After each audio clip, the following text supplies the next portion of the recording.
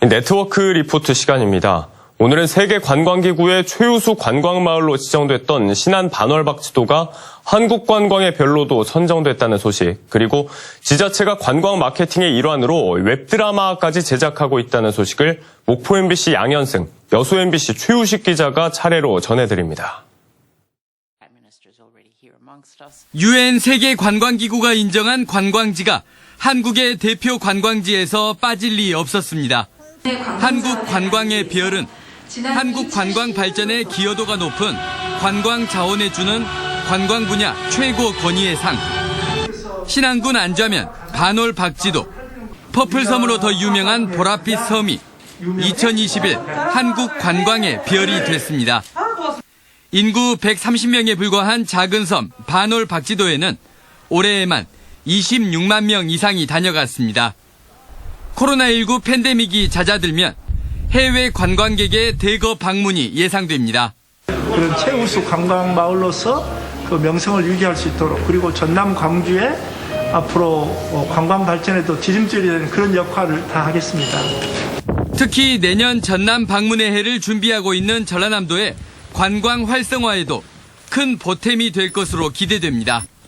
내년도 전라남도 방문의 해를 맞아서 신안 퍼플섬이 한국 관광의 별로 선정되어서 관광객 유입 효과가 더욱 클 것으로 기대됩니다.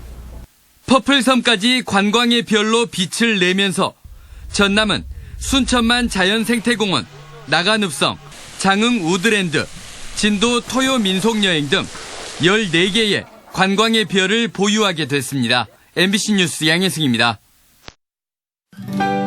여수시가 자체 제작하는 7번째 웹드라마 무지개가 최근 촬영에 들어갔습니다.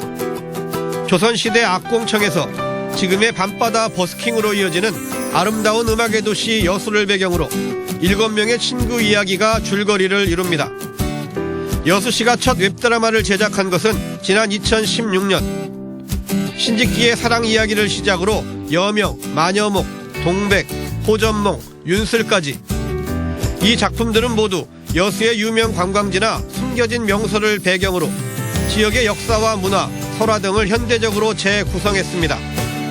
5분에서 10분 분량 4~5부작으로 제작돼 국내외 젊은 층을 공략하기에 적합한 새로운 홍보 콘텐츠이기도 합니다. SNS 등을 통해 가지고 빠르게 전파되기 때문에 공유와 확산 파급력이 일단 큽니다. 그래서 수치로 또 결항화돼서 나오고. 여수시는 우선 이처럼 뛰어난 홍보 효과에 주목하고 있습니다. 게다가 국내외 유명 웹페스트에서 잇따라 호평을 받으면서 작품성도 인정받고 있습니다. 첫 작품 제작에 들어간 예산은 2,500만 원 정도. 조금씩 예산이 늘긴 했지만 지금도 1억 원 남짓에 불과해 가성비 높은 홍보 수단이라는 평가입니다. 전국적으로는 이벤트성 제작을 몇몇 자치단체에서 시도한 바 있지만 여수시처럼 지속적으로 제작하는 자치단체는 아직 없습니다. 해외인들이 여수에 대해서 이렇게 알게 되고 또 그것을 통해 가지고 수상함으로 해서 여러 군데 이제 뭐 방송, 언론을 통해서 이렇게 홍보되는 효과들이 굉장히 컸죠. 예를 들어서 관광 홍보 영상만 가지고는 그렇게 하기 어렵잖아요. 코로나19 여파 속에 웹드라마 제작을 통한 비대면 관광 활성화가 여수시의 새로운 관광 마케팅 전략으로 기대를 모으고 있습니다. MBC 뉴스 최우식입니다.